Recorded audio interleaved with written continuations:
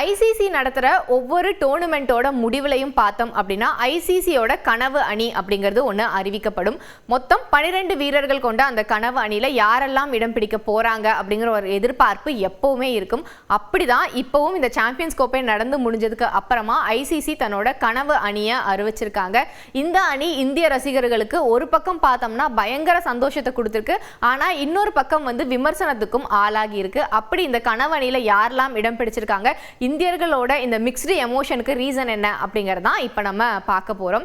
ஐசிசியோட கனவு அணியை பொறுத்த வரைக்கும் பார்த்தோம் அப்படின்னா மொத்தம் 12 வீரர்கள் இடம்பெற்றிருக்காங்க. இந்த டோர்னமெண்ட்டை பொறுத்த வரைக்கும், சாம்பியன்ஸ் டிராஃபியை பொறுத்த வரைக்கும் 8 நாடுகள் பங்கேற்றாங்க.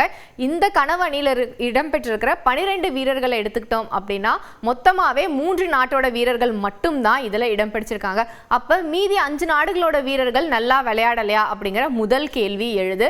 அந்த முதல் கேள்விக்கு பதில் என்ன அப்படின்னு பார்த்தோம்னா, பாகிஸ்தான்ல நடந்த 3 லீக் போட்டிகள் மழையின் காரணமாக பாதிக்கப்பட்டிருந்தது. அதாவது 3 போட்டிகள் நடக்கல. ஸோ அதனால வீரர்கள் தங்களோட பெஸ்ட்டை கொடுக்க முடியாம போயிடுச்சு. எங்கெங்க போட்டிகள் நடந்ததோ அதை பேஸ் பண்ணி தான் ஐசிசி தன்னோட அந்த 12 பேர் கொண்ட பட்டியலையே உருவாக்க வேண்டிய சூழல் அப்படிங்கிறது ஏற்பட்டிருந்தது. இருந்தாலும் அடுத்த விஷயம் என்ன அப்படின்னு பார்த்தோம்னா, இதுல அரையிறுதிக்கு முன்னேறின அணிகள் இருக்கும்ல, 4 டீம் முன்னேறி இருப்பாங்க. அதாவது இந்தியா ஆகட்டும், அது பக்கம் இந்தியாவை எதிர்த்து விளையாடின ஆஸ்திரேலியா, இன்னொரு சைடு பார்த்தோம்னா நியூசிலாந்து மற்றும் சவுத் ஆப்பிரிக்கா.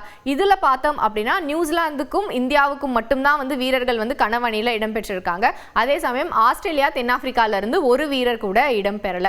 இது எல்லாத்தையும் தாண்டி இன்னொரு முக்கியமான விஷயம் என்ன அப்படின்னு பார்த்தோம்னா, இந்த ஐசிசி கனவு அணிக்கான கேப்டன் அப்படிங்கிற ஒரு விஷயம் அனௌன்ஸ் பண்ணுவாங்க. அந்த கனவு அணிக்கான கேப்டனா யார் அனௌன்ஸ் பண்ணியிருக்காங்க அப்படின்னு பார்த்தோம்னா, நியூசிலாந்து கேப்டனான சாண்ட்னரோட பெயர் தான் இடம்பெற்றிருக்கு. ரோஹித் சர்மா அப்படின்னு இந்திய டீமோட கேப்டன் ஒருத்தர் இருக்காரு, கப்பை ஜெயிச்சு கொடுத்திருக்காரு. ஆனா அவரோட பெயர் இடம்பெறவே இல்லை அப்படிங்கிற ஒரு விஷயம் தான் இங்க பேசுபொருளா மாறி இருக்கு. இதை தாண்டி இந்தியாவுக்கு சந்தோஷமான விஷயம் என்ன அப்படின்னு பார்த்தோம்னா, கிட்டத்தட்ட இந்த ஐசிசி கனவு அணியில பாதி அளவுக்கு இந்திய வீரர்களால தான் நிரம்பி வழியுது அப்படின்னு சொல்லணும். ஏன்னா இந்திய வீரர்கள் எல்லா ரோல்லையுமே பெர்ஃபெக்டா ஃபிட் ஆயிருக்காங்க அப்படிங்கிறத இந்த ஐசிசி கனவு அணியில இருந்து நம்ம தெரிஞ்சுக்கலாம். ஸோ அப்படி யாரெல்லாம் இந்த கனவு அணியில இடம்பெற்றிருக்காங்க அப்படிங்கிற பட்டியலையும் ஒரு தடவை பார்த்துடலாம். இந்த கனவு அணியை பொறுத்த வரைக்கும் ஐசிசி தன்னோட ஓப்பனர்ஸா சூஸ் பண்ணியிருக்கிறது யாரு அப்படின்னு பார்த்தோம்னா, இந்த போட்டியில இந்த ஒட்டுமொத்த தொடர்லையுமே அந்த தொடர் நாயகன் விருது வென்ற ரச்சின் ரவீந்திராவையும் அவர் கூட சேர்த்து ஆப்கானிஸ்தான் வீரரான ஜட்ரானோட பெயரையும் தான் தொடக்க ஆட்டக்காரர்கள் பட்டியலில் ஐசிசி இடம்பெற வச்சிருக்காங்க. இதுக்கு அடுத்ததா ஒன் டவுன் அப்படின்னு வரும்போது இந்தியாவுக்கு மட்டும் இல்ல, உலக அளவிலேயே அந்த 3வது இடம் அப்படிங்கிறது இப்போ கிரிக்கெட்ல எடுத்துக்கிட்டோம் அப்படின்னா விராட் கோலிக்கானதுன்னு எல்லாருமே சொல்லுவாங்க. அதை தான் ஐசிசியுமே உறுதிப்படுத்தியிருக்காங்க. 3வது வீரரா விராட் கோலியோட பெயரை தான் இடம்பெற வச்சிருக்காங்க. அதுக்கு அடுத்ததா பார்த்தோம் அப்படின்னா 4வது இடம், இதுல இந்தியன் டீம்ல விளையாடுற ஸ்ரேயஸ் ஐயருக்கு தான் அந்த இடத்தை ஐசிசி தன்னோட கனவு அணியில கொடுத்திருக்காங்க. இந்தியாவை பொறுத்த வரைக்கும் பார்த்தோம் அப்படின்னா அவர் தான் இந்த டோர்னமெண்ட்ல ஹையஸ்ட் ரன் ஸ்கோரரா இருந்தாரு.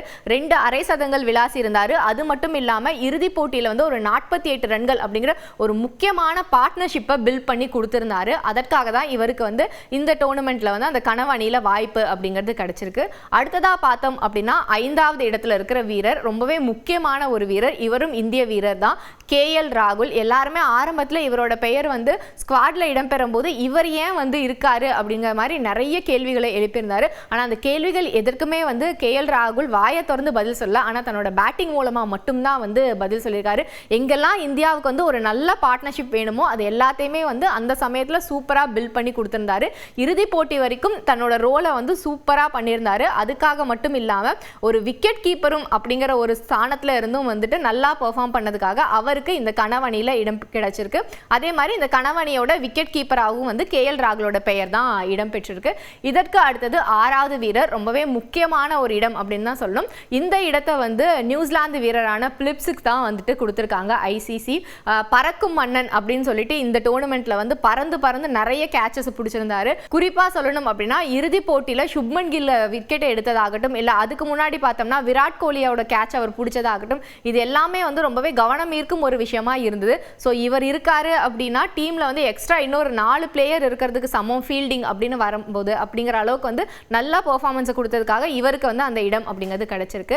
அதுக்கு அடுத்ததா பார்த்தோம் அப்படின்னா மிச்சல் சாண்ட்னரோட பெயர் இடம்பெற்றிருக்கு. இவர் தான் அந்த டீமோட கேப்டனாகவும் நியமிக்கப்பட்டிருக்காரு. அதுக்கப்புறமா பார்த்தோம் அப்படின்னா ஆப்கானிஸ்தான் வீரரான ஆல்ரவுண்டர் அஸ்மத்துல்லா ஒமர்சாய் அமர்சாயை பொறுத்த வரைக்கும் அவர் இந்த டோர்னமெண்ட்ல அவரோட பெயரை சொல்ற மாதிரி ஒரு போட்டி அப்படிங்கறத வந்து குறிப்பிட்டு சொல்லணும் அப்படின்னா இங்கிலாந்துக்கு எதிரான அந்த முக்கியமான லீக் போட்டி 5 விக்கெட்டுகளை எடுத்தது மட்டும் இல்லாம அந்த வால்வா சாவா போட்டியில பேட்டிங்லயும் தன்னோட பெர்ஃபார்மன்ஸை கொடுத்திருந்தாரு. அதுக்காக அவருக்கு வந்து இந்த கனவு அணியில வாய்ப்பு அப்படிங்கிறது கிடைச்சிருக்கு. அதுக்கு அடுத்ததா பார்த்தோம் அப்படின்னா முகமது ஷமியோட பெயர் வந்து இந்த பட்டியலில் இடம்பெற்றிருக்கு. ஏன்னா ஷமியை பொறுத்த வரைக்கும் இந்தியாவுக்காக ரொம்ப நல்லா வந்து பவுலிங் போட்டிருக்காங்க. ஒரு சீனியர் பிளேயர் தன்னோட ரோலை வந்து ரொம்ப பெர்ஃபெக்டா பண்ணதுக்காக அவருக்கு வந்து இந்த கனவணியில இடம் கிடைச்சிருக்கு. அதுக்கப்புறமா பார்த்தோம்னா மேட் ஹென்றி நியூசிலாந்து அணி இறுதி போட்டி வரைக்கும் வரதுக்கு ஒரு முக்கிய காரணமா அமைஞ்ச வீரர் அப்படின்னா அது மேட் ஹென்றி தான். அதே சமயம் காயம் காரணமாக கடைசி நிமிஷம் வரைக்கும் இவர் எப்படியாவது ஸ்குவாடுக்குள்ள வந்துட மாட்டாரா அப்படிங்கிறதா நியூசிலாந்தோட வந்து எண்ண ஓட்டமா இருந்திருக்கும். இருந்தாலும் அவரால் மெடிக்கலி அன்ஃபிட் அப்படிங்கிற ஒரு காரணத்தினால விளையாட முடியாம போயிருந்தது. இருந்தாலுமே மேட் ஹென்ரிக்கு தன்னோட கனவு அணியில ஐசிசி இடம் கொடுத்திருக்காங்க. அதுக்கப்புறமா பார்த்தோம் அப்படின்னா last but not the least அப்படின்னு சொல்லணும். ஏன்னா வருண் சக்கரவர்த்தி இந்தியன் டீமுக்குள்ள இவர் வந்ததே வந்து ஒரு கடைசி நிமிடத்துல நடந்தது தான். பும்ராக்கு பதிலாக ஒரு ரிப்ளேஸ்மெண்ட் வீரராக தான் வந்தாரு. ஆனா இந்தியா இன்னைக்கு கப்பை ஜெயிக்கிறதுக்கு இவர் தான் ஒரு முக்கிய காரணம் அப்படின்னு சொல்ற அளவுக்கு தன்னோட பெர்ஃபார்மன்ஸை கொடுத்திருந்தாரு. இவருக்கு வந்து பிளேயர் ஆஃப் தி டோர்னமெண்ட்டே கொடுக்கணும் அப்படின்னு அஸ்வின்லாம் சொல்ற அளவுக்கு சூப்பரான ஒரு பெர்ஃபார்மன்ஸை கொடுத்திருந்த வருண் சக்கரவர்த்தி தான் அந்த 11வது வீரராக இடம்பெற்றிருக்காரு.